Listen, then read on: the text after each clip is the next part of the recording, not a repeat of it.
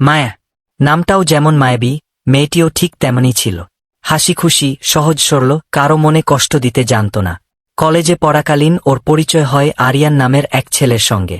আরিয়ান ছিল হ্যান্ডসাম, মিশুক, আর কথা বলায় খুব চতুর। ধীরে ধীরে বন্ধুত্বটা প্রেমে রূপ নেয়।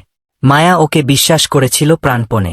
ছুটির দিনে আরিয়ানের জন্য খাবার রান্না করে নিয়ে যেত, জন্মদিনে হাতে বানানো চিঠি দিত, আরিয়ানের খুশির জন্য নিজের খুশি বিসর্জন দিতেও প্রস্তুত ছিল। কিন্তু ও জানত না, সম্পর্কটা শুধু ওর পক্ষে একতরফা হয়ে দাঁড়াচ্ছে। দিন যেতে লাগল, আরিয়ান বদলাতে লাগল। ফোন ধরা বন্ধ, দেখা করতে চাওয়া এড়িয়ে যাওয়া, ছোট ছোট বিষয়ে রাগ করা, সবই যেন একটা অজানা গল্পের ইঙ্গিত দিচ্ছিল।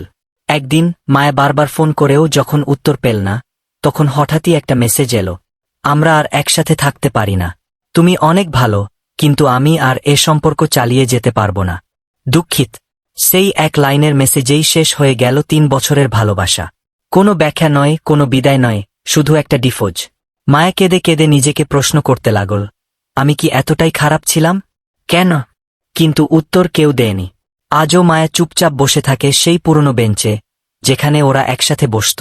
ডিফোজটা শুধু ফোনে হয়নি, সেটা হয়েছিল ওর জীবনের প্রতিটা স্বপ্ন থেকে, প্রতিটা অনুভূতি থেকে।